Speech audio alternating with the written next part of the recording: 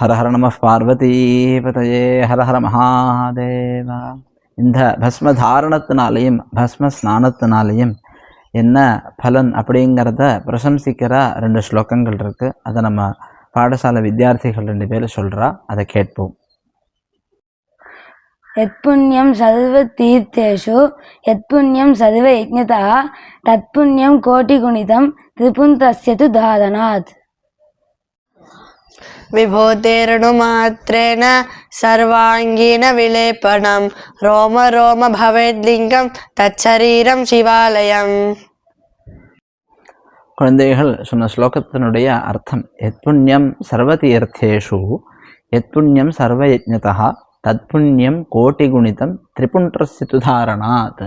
அந்த விபூதியை நம்ம அணிந்து கொள்வதனால் எல்லா தீர்த்தங்களுக்கும், இந்த பாரத தேசத்தில் எவ்வளவு புண்ணிய தீர்த்தங்கள் இருக்கோ எல்லாத்துலேயும் புண்ணியம் போய் ஸ்நானம் பண்ணினால் என்ன புண்ணிய பலன் லபிக்குமோ, எவ்வளவு யஜ்ஞங்கள் வேதத்தில் விதிச்சிருக்கோ அனைத்து யஜ்ஞங்களையும் பண்ணினதான பலத்திற்கு கோட்டி குணமாக ஒரு பலம் லபிக்கிறது. எதனால?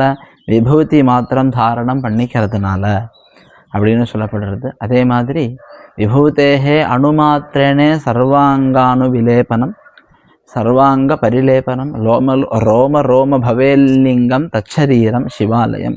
கொஞ்சமாவது விபூதியை எடுத்து உடம்பில் பூசிக்கொண்டால் எவன் ஒருவன் பூசிக்கொண்டானோ அவனுடைய தேகத்தில் இருக்கக்கூடிய அனைத்து ரோமங்களும் சிவலிங்கத்துக்கு சமானம், அந்த சரீரமே சிவாலயம் அப்படின்னும். இதே மாதிரி விபூதியினுடைய பிரசம்சையை சொல்லிக்கொண்டே போகலாம். நமது தமிழ் பதிகங்கள்லையும் அவ்வளவு பதிகங்கள், தேவார பதிகங்கள்லையும் திருப்புகழ் பதிகங்கள்லையும் விபூதியினுடைய மகிமையை பற்றி சொல்கிறது. இந்த விபூதியை தாரணம் பண்ணிக்கிறதுனால யார் தாரணம் பண்ணிட்டு இருக்காளோ அவ சாட்சாத் ருத்ரஸ்வரூபியாகவே ஆகிறா அப்படின்னும். ரிஷிகள்லாம் இதை எப்படி பிரசம்சிக்கிறா அப்படின்னால், இந்த விபூதியை தாரணம் பண்ணிட்டு இருக்கிறதுனால அவன் சர்வதா ருத்ர ஜபம் பண்ணி கொண்டிருக்கிறவனாகவும் இருப்பான் அப்படின்னும். இதனால் என்னெல்லாம் கிடைக்கும்? ஆயுஷ்காமஹா, ஆயுஷ் கிடைக்கும். ஸ்ரீகாமஹா, ஐஸ்வர்யமானது கிடைக்கும். விபூதியே ஐஸ்வர்ய ஸ்வரூபம். ஏன்னா விபூதி எப்படி உண்டாகிறது அப்படிங்கிறத நம்ம பார்த்தோம்னா அதற்கு லட்சணம் எல்லாம் சொல்கிறா. எப்படி உள்ள பசுமாடு தான், காளை மாடு கிடையாது, பசுமாட்டுக்கிட்டேருந்து அதனுடைய கோமயத்தை எடுத்துக்கொள்ள வேண்டும். எப்பேற்பட்ட பசுமாடு? அந்த பசுமாடுக்கு லட்சணங்கள் உள்ளது. அந்த பசுமாடு இரவா கன்றுடையதாக இருக்க வேண்டும். அந்த பசுமாட்டினுடைய ஒரு கண்ணுக்குட்டி கூட போகாத ஒரு பசுமாட்டிலேருந்து. அதே மாதிரி கர்ப்பிணியாக இருக்கக்கூடாது. நல்ல கறவையுள்ள பசுமாடு, ஆரோக்கியமாக உள்ள பசுமாடு.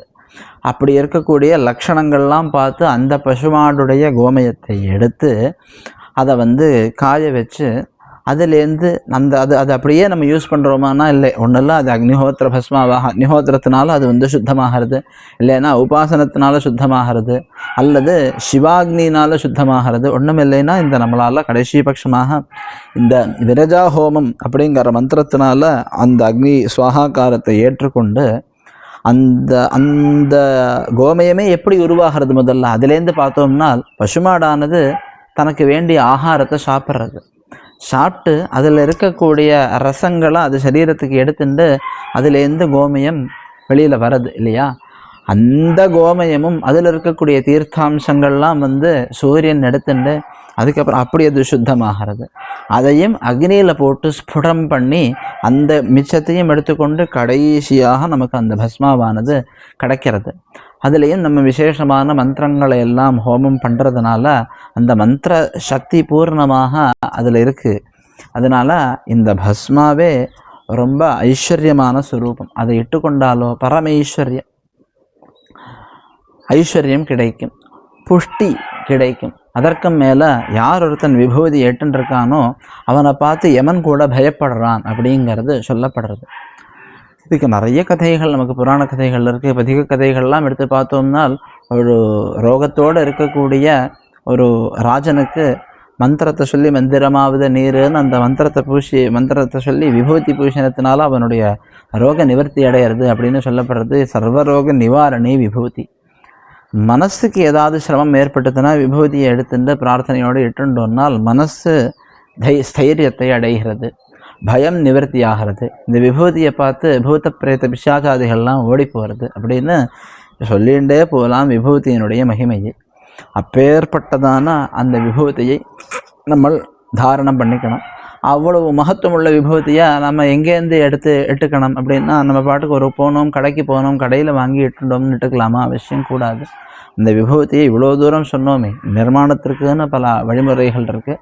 அப்படி ஏதாவது ஒரு விதானத்தினால பண்ணப்பட்ட விபூதியை தான் வாங்கிக்கணும். நம்ம ராமநாதபுரம் வேதரக்ஷண சமிதி பாடசாலையில் எல்லாருக்கும் கொடுப்பதற்காகவே இங்கே விபூதி வித்தியார்த்திகளாலேயே அந்த கோமயத்தை எடுத்து சேகரித்து அவளே முட்டான் தட்டி அதை காய வச்சு வித்தியார்த்திகளே வேதம் பயிலக்கூடிய வித்தியார்த்திகள் கையினாலேயே அந்த ஹோமம் செய்து அவ்வளவு சம்ஸ்கிருதமான விபூதி நமக்கு கிடைக்கிறது.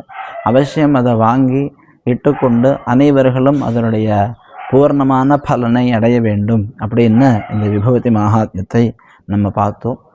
நமஸ்காரம்.